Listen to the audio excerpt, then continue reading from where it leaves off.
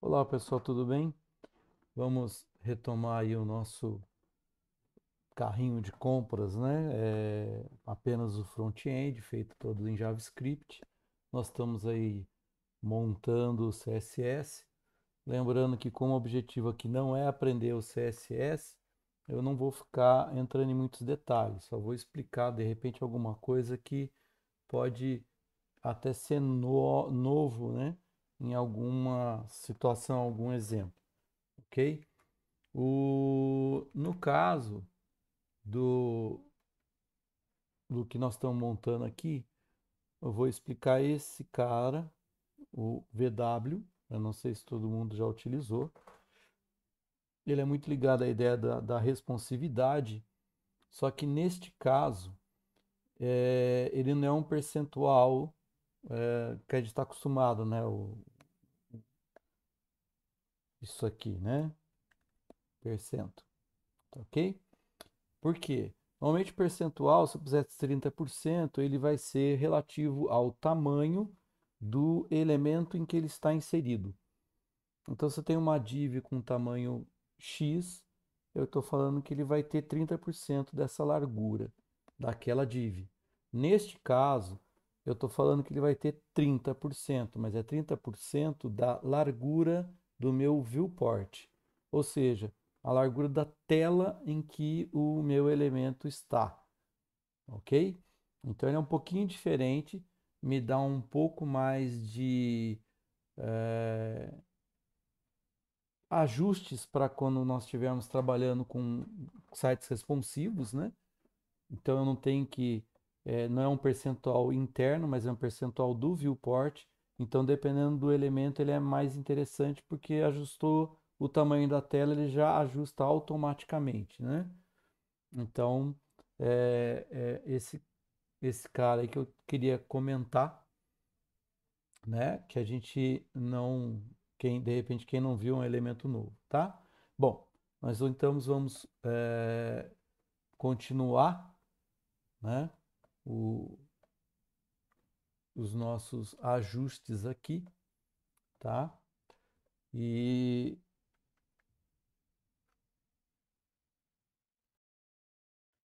e aí a gente vai tá montando, né?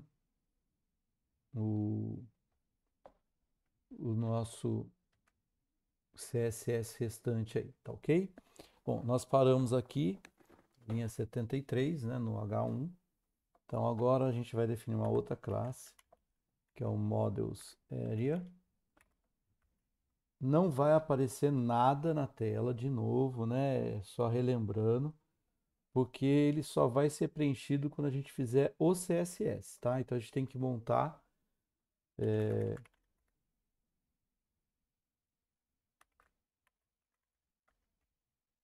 né? A gente tem que montar aqui o nosso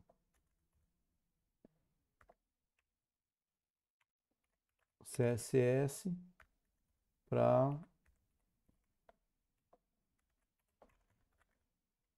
preparar, né?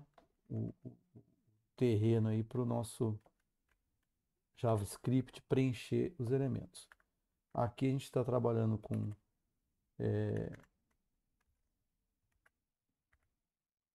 CSS Grid, tá? Então vocês podem ver que eu estou criando um grid aqui. Isso depois, no caso, recordando, né, quem é de fora aqui, ó, as aulas aqui estão ligadas ao nosso curso do Instituto Federal de São Paulo, né, no campus Caraguá. E então isso depois vai ser preparado uma aula de Flexbox e CSS Grid para mostrar essas responsividades novas aí no caso do HTML5 e do CSS, são as respostas que nós tivemos aí para a parte de responsividade para esses elementos, tá?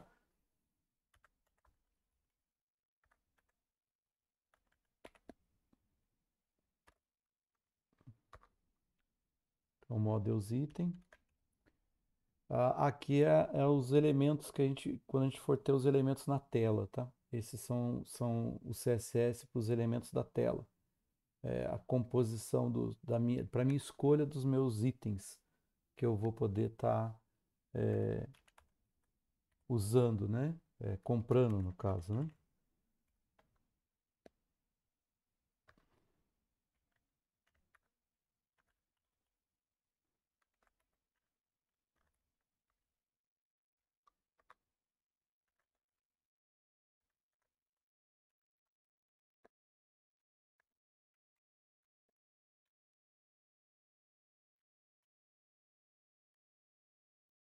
Nós já trabalhamos, né? Pegamos essa fonte lá da outra vez, eu já expliquei, né?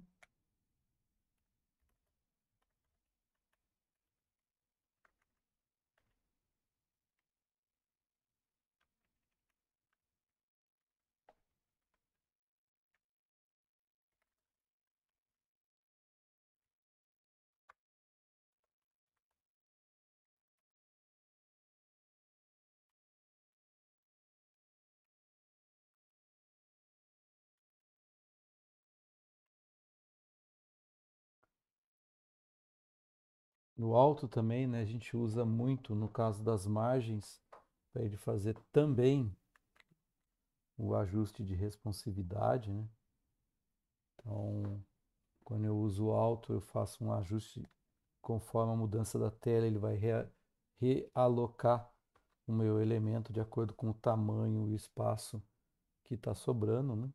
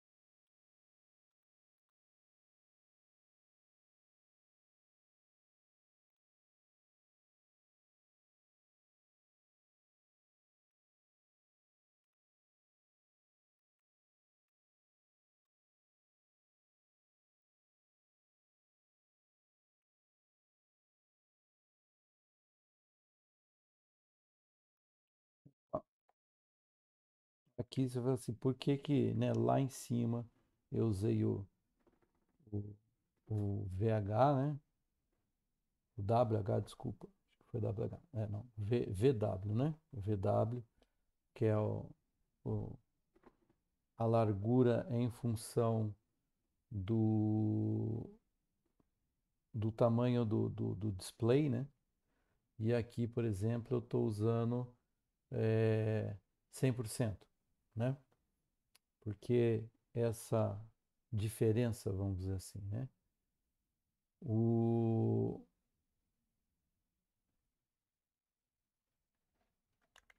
neste caso, né, lá eu preciso que o painel se ajuste ao tamanho da tela. Então, por isso eu atribuí 30% do tamanho da tela que eu tiver.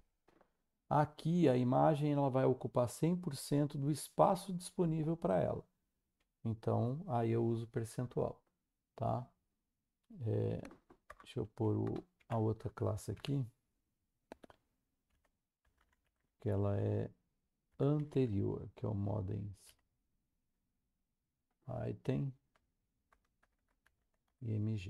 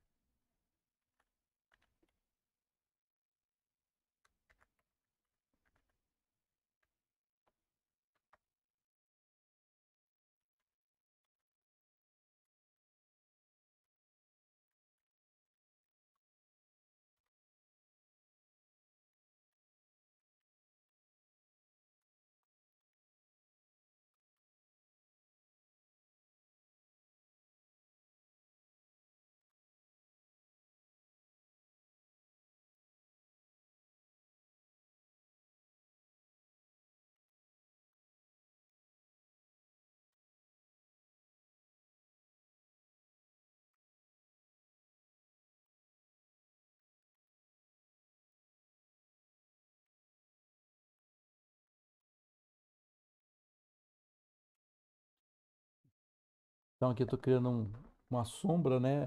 Aqui é o espaço da minha imagem. Então aqui é o espaço da imagem que você vai estar trabalhando. Estou fixando, né, nossa imagem em 200 pixels. Quando eu ponho o border radius em 100 pixels, quer dizer que eu vou estar pondo ele num, deixando ele redondo, né? Se eu tenho 200 pixels de largura e ponho border radius de 100 pixels, ok? Eu vou fazer ele ficar um elemento circular, tá? E estou pondo uma sombra para ele, ok? Ah, vou usar o RGBA. Qual a diferença RGB para o RGBA? O RGBA eu vou poder pôr a luminosidade ou, no caso, né, a transparência, vamos pôr assim, né, do elemento, tá? É, só quem ainda não trabalhou com esse elemento, RGB só, se a gente for usar, ele entra só os três primeiros, né? Cor, aí a cor não é como aqui, né? Aqui eu uso em hexa, aqui vai ser em decimal, então de 0 a 255. Então, o vermelho, o verde e o azul. E aqui é a intensidade ou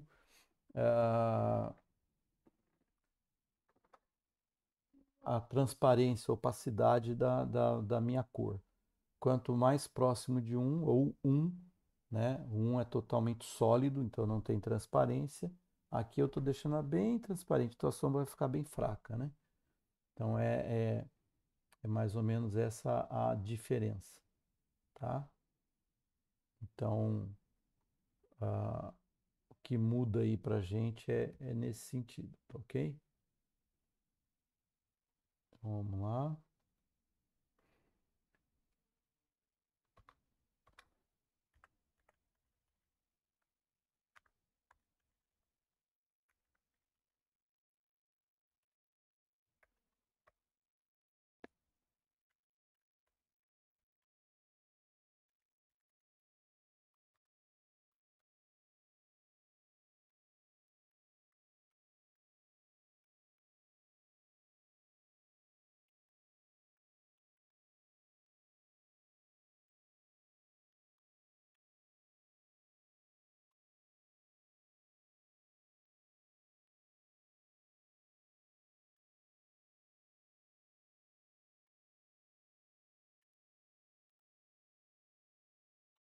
Aqui o mesmo artifício, né?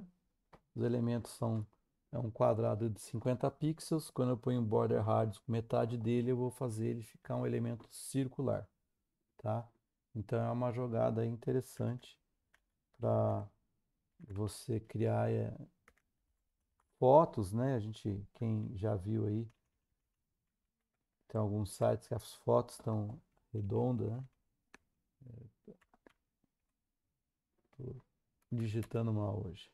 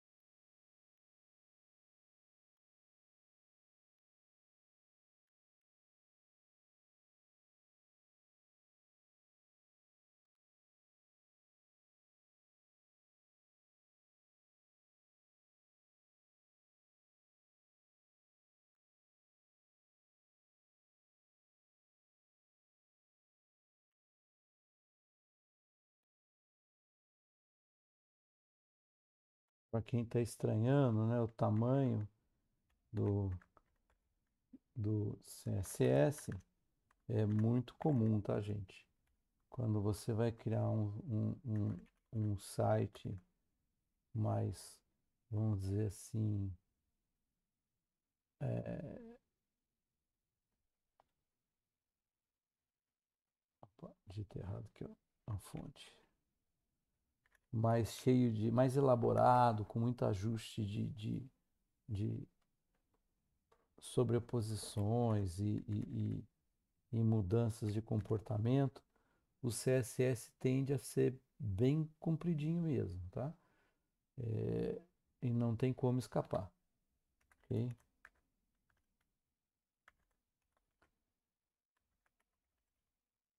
Quando a gente ainda vai criar a parte responsiva, né, se for o caso, se você precisar, é um trabalho a mais aí no sentido de ter mais código CSS. Isso é muito comum, tá?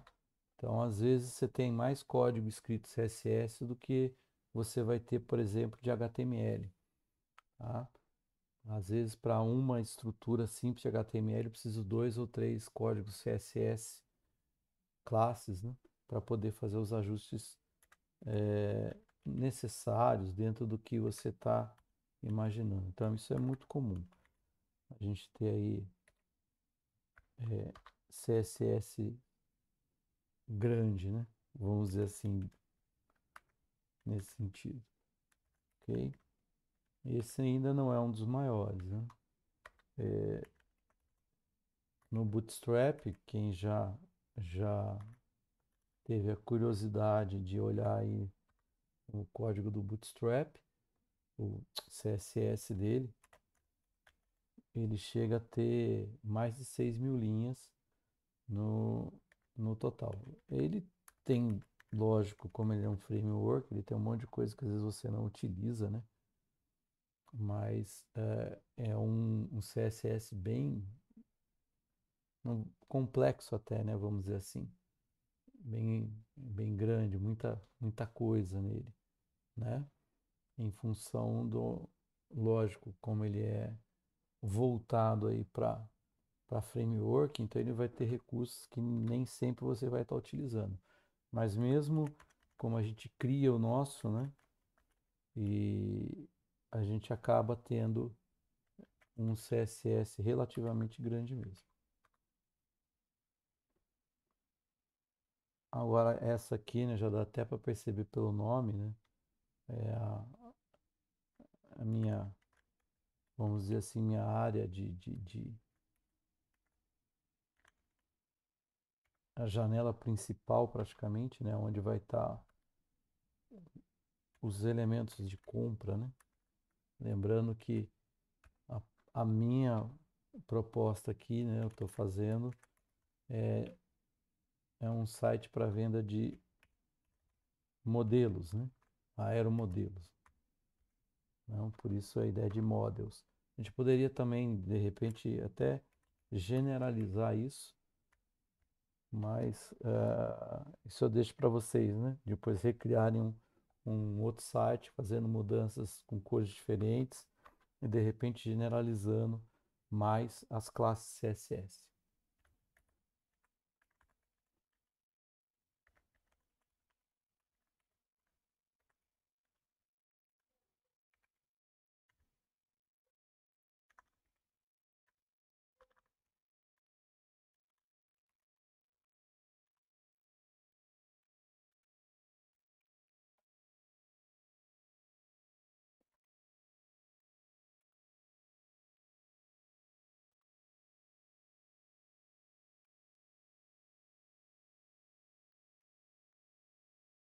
Observem, ó, ele começa display none, né? Então de início ele está invisível.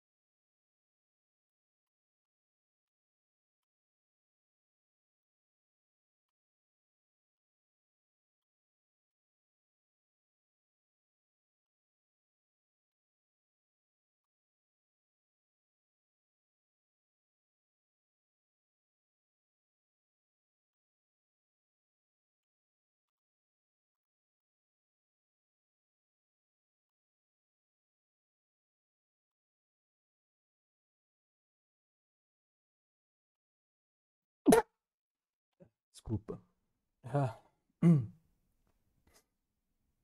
Bom, aqui nós criamos já a parte dos modelos, né? Nós estamos praticamente terminando aqui.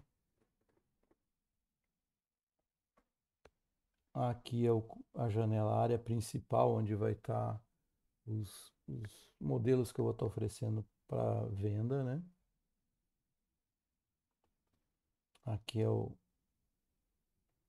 corpo, né? Você pode pelo tamanho, 900 pixels, então estou utilizando aqui, então é a área da janela, aqui o elemento lá principal. A gente está sempre aí usando o flex, etc, para poder trabalhar bem com a parte de responsividade, ok?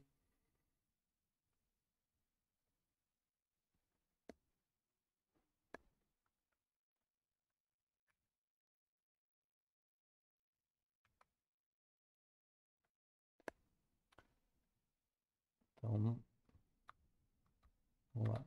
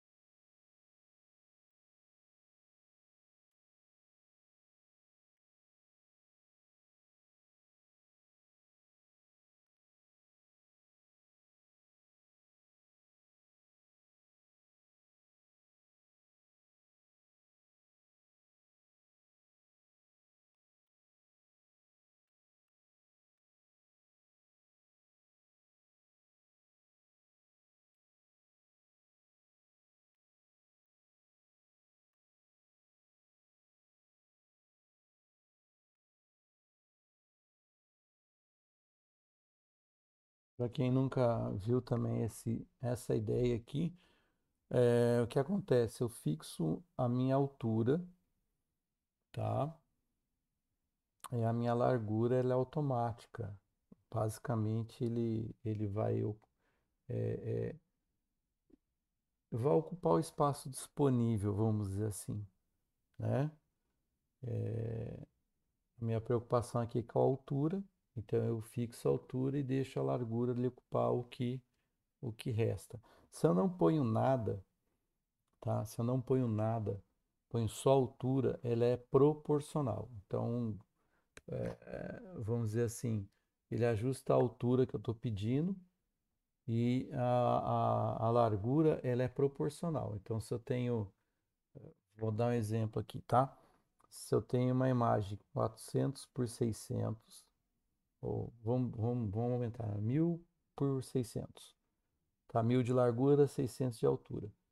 Quando se eu ponho só a altura, então ele ajusta, ele está diminuindo, né, a altura aí em, em, vamos dizer, 1000 por 800, tá? Só para fazer uma continha rápida aqui, para ser mais preciso. De 800 eu estou baixando para 400, então pela metade. Então, o que vai acontecer com a largura se eu não falar nada? Ela vai diminuir de 1000 para 500. Então, ele também diminui pela metade, tá? Porque é proporcional. Quando eu estabeleço uma altura, né, ou, desculpa, uma largura aqui no caso, eu estou falando assim, olha, a altura é 400, a largura é o que couber. Dentro da meu espaço, da div que eu tenho criado, ele pode dar, neste caso, uma pequena distorção na imagem, principalmente se o espaço que ela vai ocupar não for proporcional ao tamanho, tá? Então, são essas distinções. Se você não quer que a imagem sofra nenhum tipo de distorção, normalmente você não põe uma das medidas. Você põe uma para ele ajustar aquilo dentro do teu elemento e a outra é proporcional ao tamanho da tua imagem. Mas isso também pode não ser conveniente, né? No caso aqui a gente está fazendo um ajuste, não importando se vai dar distorção ou não, mas eu preciso que ele ocupe tudo, mas a minha altura tem que ser de 400 pixels, ela não pode passar disso dentro do projeto que a gente fez, tá? Bom, agora aqui a gente vai entrar na parte das informações do modelo, né? Até aqui a gente tratou a parte da área do modelo e a imagem do modelo, né? No caso do item de venda, mas como é né, como eu comentei nas primeiras aulas lá, como eu estou montando uma venda de aeromodelos, então é do modelo, né? Eu não deixei o meu CSS não tá tão genérico, né? Agora que a gente vai começar a fazer o projeto para a parte de informações, ok? A gente vai ter a descrição do produto, então a gente vai ajustar o tamanho da descrição de produto e etc, tá? Eu vou deixar isso para a próxima aula, ok? É, a gente está meio que chegando aí na metade do nosso